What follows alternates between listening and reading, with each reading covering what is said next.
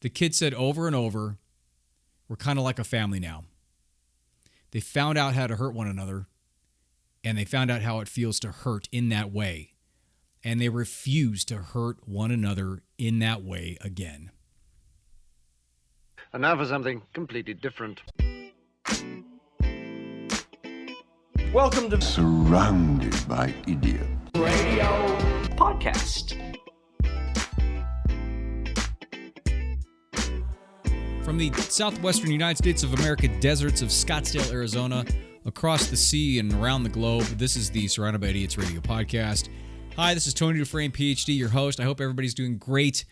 Everybody, everywhere. The virus is kicking in high gear again. No surprise whatsoever, because when you open things up too early, that's kind of what happens. We have no vaccine. So, logically, it would just make sense that it would just go away. Everything being what it is now, I thought this would be a great time to bring up one of my absolute favorite research things that I have ever come across, combined with a relatively new research study on teaching philosophy to kids. So I want to start this off by talking about this teacher back in the 60s, and her name was Jane Elliott.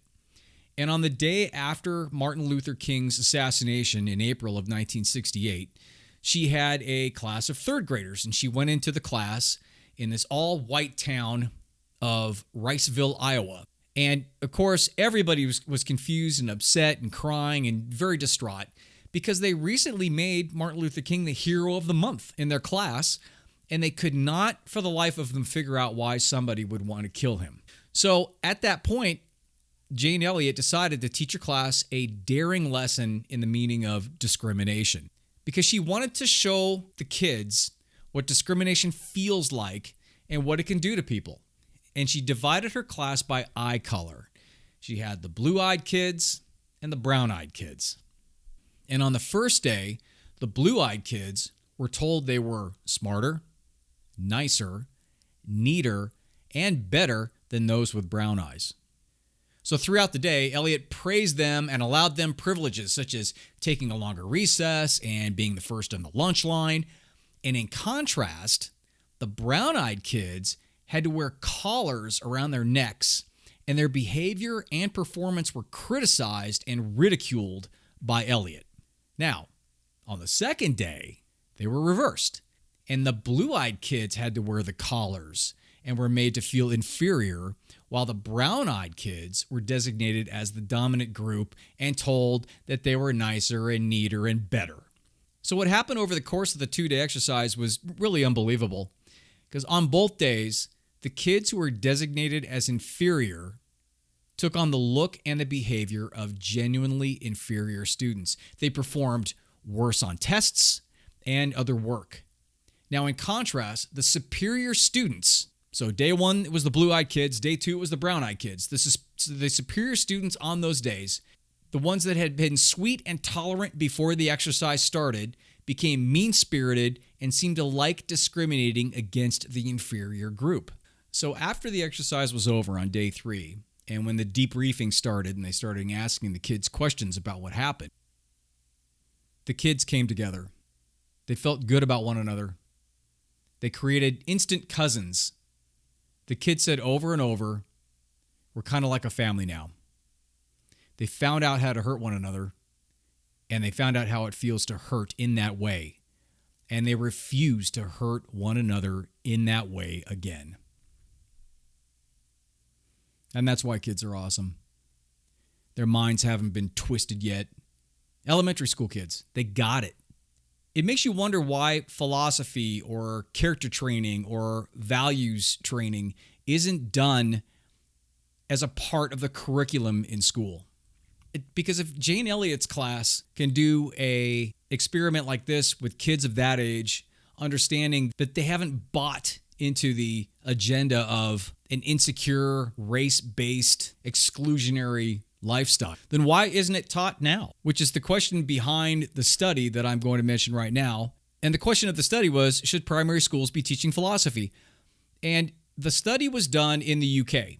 It was called Philosophy for Children, and it involved 42 schools and 3,000 kids. And what it did was it created a little subclass. And it talked about critical thinking. It talked about communication skills. It talked about self-confidence. It talked about a sense of fairness and empathy, awareness. All of those skills, mind you, solid research has shown throughout the years, directly relate to success in life. And what they did was they had the kids together and they gave them certain scenarios. And then they broke the kids up into groups. And the kids would talk in the groups about the things that had happened in the scenarios. Were they fair? They talked about race issues. They talked about inequalities. They talked about just making certain decisions during the day that would maybe negatively impact somebody else, even though it creates a positive result for themselves. It focused on helping kids become more willing and able to question, reason, construct arguments, and collaborate. And the dialogues that they tried to formulate when they got the kids together and they took out certain questions to ponder and to have the kids talk about in a group setting, the dialogues were around truth and fairness. And they also talked a lot about bullying as well and the philosophical aspects of bullying and why it's there and if it even needs to be there in the first place. Now, the results of this study were very positive, where the kids showed development in reasoning skills and the understanding of the concepts. They improved their social skills, their teamwork, and their resilience levels, and they improved their ability to empathize and have higher levels of tolerance for different opinions. And the interesting part about all of that is when they took a look at the data, they found that the disadvantaged kids that took part in the study actually were more profoundly affected. So if you can get positive results in a class 40 years ago, and if you can get positive results with 3,000 kids over in England over the last couple of years, the rhetorical question is, why aren't they doing that? But that's not the question I want to ask you. The question I would like to ask is, how can we as citizens that understand the power of this and know the efficacy of these studies, how can we take this knowledge and go about our lives and directly or indirectly impact people that way as well? So as in any teaching, the best way to deliver that is to deliver it in modeling, is to show them based upon your own actions, is to be the change you want to see. It's so incredibly powerful. So taking a chapter from the kids in Jane Elliott's class 40 years ago, taking a chapter from the kids who went through philosophy training, the key is to every single day ground ourselves in the understanding that we have the power, we have the ability to create change in every single interaction that we have, be it directly or indirectly, because the energy moves. Everything is energy. Everything's relationships. So if you take a look at from that perspective, what you're doing is you're just sharing your energy into a different relationship bubble with somebody else or some other situation. The energy you put out goes somewhere, and if it's good solid energy, that's going to make a positive impact. If it's negative juju, that's going to make an impact too. So decide every single day, every single minute of every single day, what's going to be your message? What do you want to see change in your life, and how can you model that change? Because if the kids can do it back in the 60s, and if the kids can do it in philosophy class in the UK, you can certainly do it, and so can I. And a little tip, if you run up against anybody who is so entrenched in toxic thinking or ideology, the easiest thing to do is just to ask them questions. Just keep asking them questions about origin.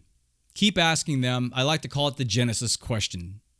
And the Genesis question is you're trying to get to the origin of their beliefs. Now, the fun part about it is they don't even know because it's not their belief to begin with. But if you continue to ask them, not to confront them, but just to ask them questions. Oh, okay, well, why do you think that? Oh, well, where did that come from? Oh, okay, well, if that's this, then where did this, then how is this? Or how does this make any sense? And if you continue to offer up in terms of being inquisitive and wanting to understand their perspective, it will jack them up. And most of the time, because their beliefs and their ideologies are not based on their true beliefs and ideologies, they're based on being twisted by some other entity or in the past, they'll get frustrated and they may just leave or shut it down or try to redirect the conversation.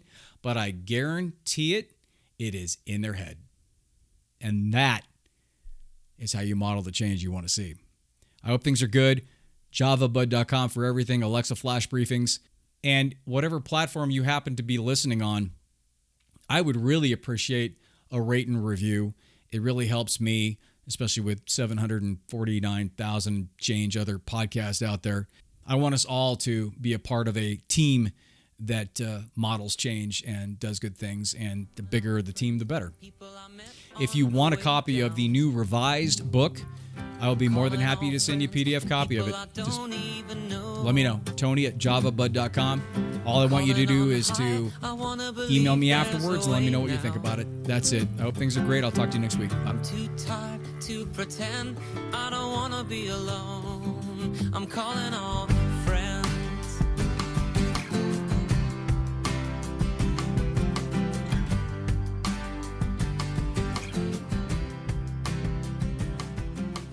Taking my time and trying to